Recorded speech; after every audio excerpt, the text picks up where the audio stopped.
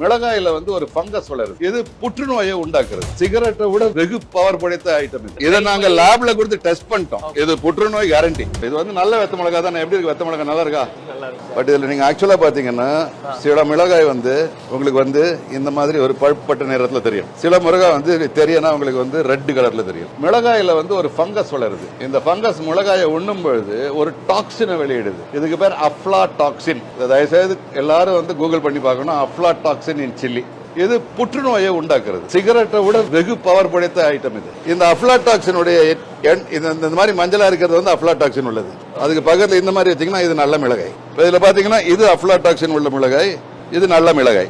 செவர்னு கருப்பு கலர்ல இருந்தா நல்ல மிளகாய். மஞ்சள் தட்டி சகப்பு மஞ்சளா இருந்ததுன்னா அது அஃப்லாடாக்சின் உள்ள மிளகாய். வீட்டுல இந்த மிளகாயை அகற்றி தூக்கி எறிந்து விட்டு இதை மட்டும் அரைத்தால் தான் மிளகாய். இதை சேற்று அரைத்தால் புற்றுநோய் மருந்து. எந்த மிளகா நம்மள வந்து கேன்சர்ல இருந்து காப்பாத்துதோ, அப்டாமினல் கேன்சர்ல இருந்து, அதே மிளகாய் கேன்சரை உண்டாக்கிரும். அதுல இதை சேர்த்து சாப்பிட்டோம். இது தெரியாம தான் நம்ம வீடுகள்ல அரைக்கிறது நல்லா இருக்கும் அப்படின்னு நினைக்கிறாங்க. வீட்டுல அரைக்கிறதே பெட்டர்.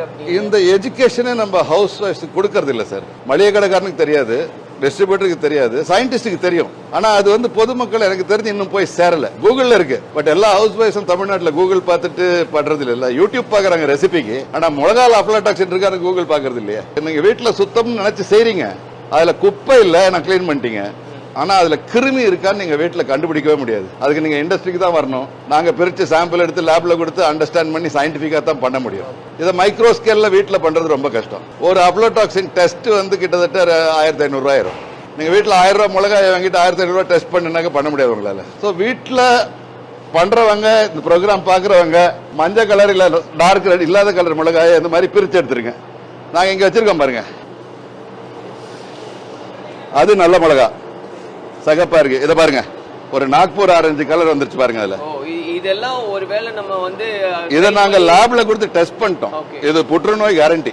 இதுல பாத்தீங்கன்னாலே உங்களுக்கு கிளாரிட்டி அது இருக்கு. இதுல உள்ள கலரும் இதுல உள்ள கலரும் டோட்டலி டிஃபரெண்டா இருக்கு. இத கிளிக்கு கூட கொடுக்க கூடாது. கிளிக்கு கூட கொடுக்க கூடாது விஷம். இது நீங்க சொல்லும்போதே ஆச்சரியம். இன்னொன்னு பாத்தீங்கன்னா இப்ப நாங்க எங்க மிளகாய் ஒன்று கவனிச்சீங்களா? என்ன காம்பே இருக்காது பாருங்க. ஆமா, எஸ். மிளகாய் என்பது அந்த பழம் காய்ந்தது, ஒரு பச்சை கலர் பழம் காய்ந்து வருவது மிளகாய். அதை காம்போட போடுறது காம்பினால் வரக்கூடிய சம்பாதியத்துக்காக தான். நாங்க காம்பு எடுத்துருவோம். இப்ப நாங்க எங்க பிரியாணி எடுத்தீங்கன்னாக்க ஒரு காம்பு கூட இருக்காது, எல்லாத்தையும் பிச்சு எடுத்துருவாங்க. இப்ப இதுல இவங்களோட குப்பையை பாத்தீங்கன்னா காம்பு காம்பா இருக்கும். இப்படி வந்துட்டு இதுல மூடி இருக்கும், உள்ள சாமான் இருக்கும். இது கிளீன்டு ஜீரா. ஒரு ஜீரா கூட உங்களுக்கு குப்பை தெரியாது பாருங்க. இது கைப்படாம அங்க வந்து டேபிள்ல தள்ளி விட்ட ஜீரா வந்து இங்க இப்படி ஸ்டோர் ஆயிரும். இங்க ஸ்டோர் ஆகுறது வந்து அடுத்தது ரோஸ்டருக்கு போகும்.